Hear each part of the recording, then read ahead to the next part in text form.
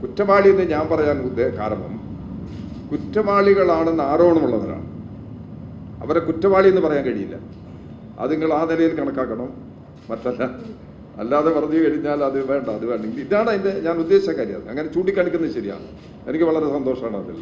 ഒരു തെറ്റ് എൻ്റെ കയ്യിൽ നിന്നൊരു നാക്കുപഴു വന്നു കഴിഞ്ഞാൽ പത്രപ്രവർത്തകർ ചൂണ്ടിക്കാണിക്കുന്നത് പറയുന്നത് അതൊരു വലിയ സഹായമായിട്ടാണ് ഞാൻ കണക്കാക്കുന്നത്.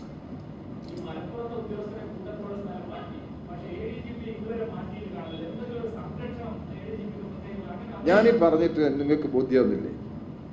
ഞാൻ ഗവൺമെന്റിന്റെ സമീപനം പറഞ്ഞു, ഇടതുപക്ഷ ജനാധിപത്യങ്ങളുടെ നിലപാട് പറഞ്ഞു, CPM-ന്റെ നിലപാടും ആവർത്തിച്ച് വ്യക്തമായി കഴിഞ്ഞിട്ടുണ്ട്. വീണ്ടും ADGP സഹായിക്കാനാണ് നിങ്ങൾ കണക്കാക്കുന്നത്? പിന്നെ ഞാൻ എന്ത് പറഞ്ഞാലാ നിങ്ങളെ ബോധ്യപ്പെടുത്താൻ കഴിയാം? നിങ്ങളെ മനസ്സിൽ ആ ധാരണ ഉണ്ടാകാം. ആ ധാരണ അവിടെ നിൽക്കട്ടെ. ഇപ്പൊ തൽക്കാലം നമ്മൾ ഈ നിലപാട് ഇതാണെന്ന് നിങ്ങൾ മനസ്സിലാക്കും. ബാക്കി കാര്യം പിന്നെ നമുക്ക് അറിയാം.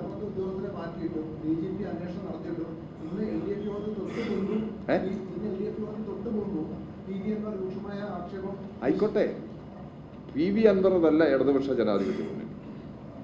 ഇടതുപക്ഷ ജനാധിപത്യ മുന്നണിയിലെ ഒരു അംഗമാണ് PV അൻവർ.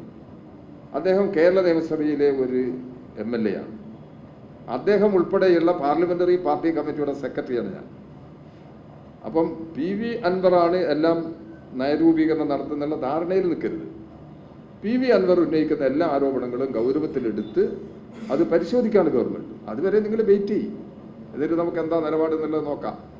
PV അൻവറിൽ അതിന് അഭിപ്രായ വ്യത്യാസമൊന്നുമില്ല. PV അൻവർക്കും അൻവർ അതിനെ മുഖ്യമന്ത്രിയുടെയും പാർട്ടിയുടെയും നിലപാടിനെ സ്വാഗതം ചെയ്തുകൊണ്ടാണ് അൻവർ ഇതുവരെ സംസാരിച്ചിരിക്കുന്നത്.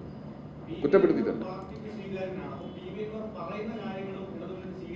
പറയുന്ന കാര്യങ്ങൾ അതല്ലേ പറയുന്നത്. അദ്ദേഹം ഇപ്പം പറയുന്ന ഏത് കാര്യങ്ങളാണ് സ്വീകരിക്കാത്തത്? ഇപ്പം അദ്ദേഹം ഉന്നയിച്ച പ്രശ്നം കുറച്ച് ആരോപണങ്ങളാണ്. ആ ആരോപണങ്ങൾ അന്വേഷിച്ച് നിജസ്ഥിതി കണ്ടെത്താൻ തീരുമാനിക്കുകയും ചെയ്തു.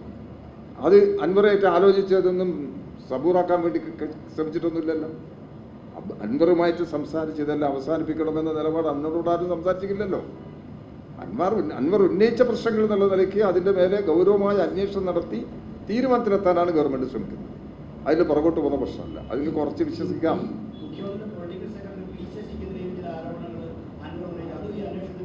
അല്ല, P. ശശിക്കുള്ള ആരോപണം അദ്ദേഹം എഴുതി കൊടുത്തില്ല എന്ന് അദ്ദേഹം തന്നെ പറഞ്ഞില്ലേ? അദ്ദേഹം എഴുതി കൊടുത്ത ആരോപണത്തിൽ P. ശശിക്കെതിരായിട്ടൊന്നും പറഞ്ഞിട്ടില്ല.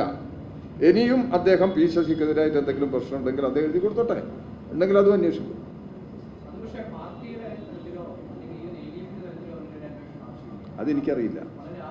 എനിക്കറിയില്ല. പാർട്ടിയുടെ മുമ്പിൽ P. ശശിക്കെതിരായിട്ടുള്ള ഒരാരോപണമില്ല. CPIM സംസ്ഥാന കമ്മിറ്റിയുടെ മുമ്പാകെ ഒരാരോപണവും P. ശശിക്കെതിരായിട്ട് ഇതുവരെ റിട്ടേണായിട്ട് വന്നിട്ടില്ല. നിങ്ങൾ പറഞ്ഞ കാര്യങ്ങളും പറഞ്ഞാൽ മീഡിയാസ് ചർച്ച ചെയ്ത കാര്യങ്ങളും പിന്നെ ഇങ്ങനെയൊക്കെ അൻവർ പറയുന്നു എന്നൊക്കെ നിങ്ങൾ തന്നെ ഇവിടെ പറയുന്നുണ്ടല്ലോ. അത്തരം വിഷയങ്ങളല്ലാതെ ഒരു പ്രശ്നങ്ങളും ഞങ്ങളുടെ മുമ്പിൽ വന്നിട്ടില്ല. പാർട്ടി ഇല്ല, വാക്കാലുള്ള ഒരു അലിഗേഷനും ഞങ്ങളുടെ മുമ്പിൽ വന്നിട്ടില്ല.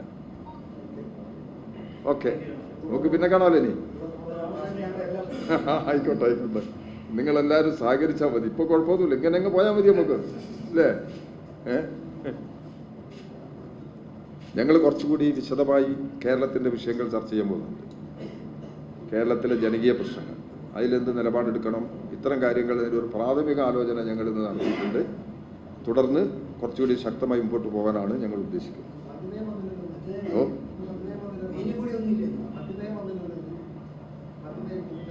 ഇനി അതാ